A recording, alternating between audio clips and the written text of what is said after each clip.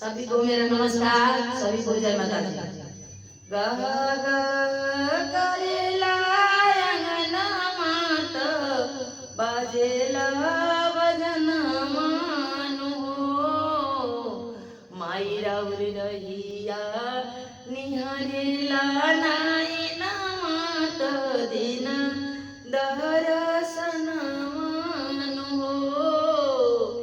माई राउर रहिया निहारे लानायन मात, दिन दर्शन मानु हो। कतात माई के आजो पूजनवा, जुटल बाटे सारा जहान मात, दिन दर्शन मानु हो। माई राउर रहिया निहारे लानायन मात, दिन दर्शन मानु हो। माई राउर रहिया निहारे लानायन मात, दिन दर्शन मानु हो।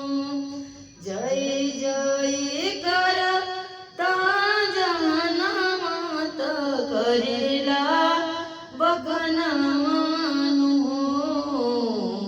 माई राउर सब भक्त करे ला पूजन मात, जुटल बा जुटन मानु हो।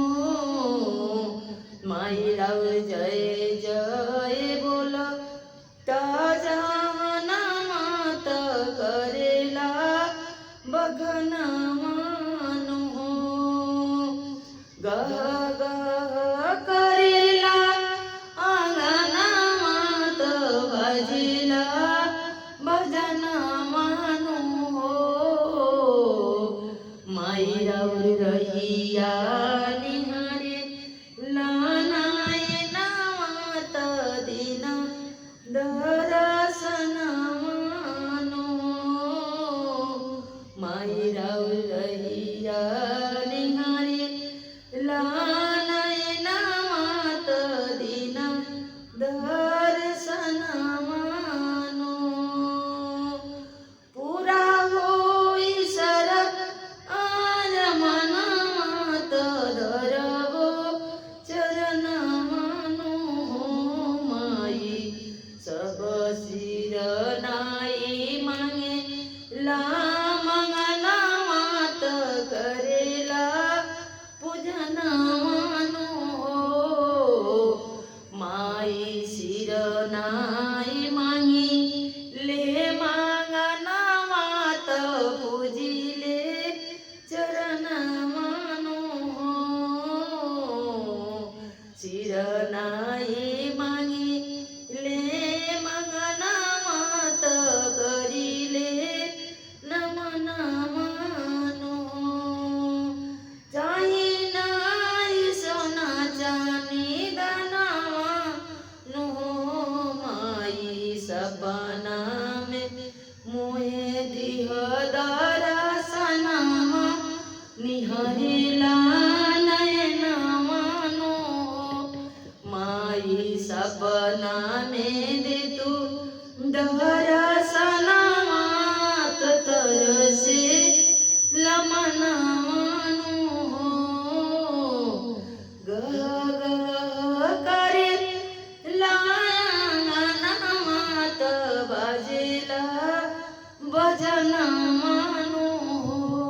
माई राउर रहिया निहारे लानायन मात, दे तू दर्शन मानु हो। माई सब भक्त बोले जय जय करवात, दे तू दर्शन मानु हो। माई राउर जय जय बोले ला जहान पुरई तू सपना मानु हो। शरणे करी लेना मनावा पुरई तू पुराना मानो चिरनाई करी लेना मनावा पुरई तू पुराना मानो गह गह करी लाया नामात बजला भजना मानो हो मायरव रहिया निहारे लानाय नामात धरिला नाम मानो सब भक्त लोग बोले जय जय करावात जुटल बा जुटन मानो रहिया निहारे लानाय नामात दे दादरा सना मानो रहिया निहारे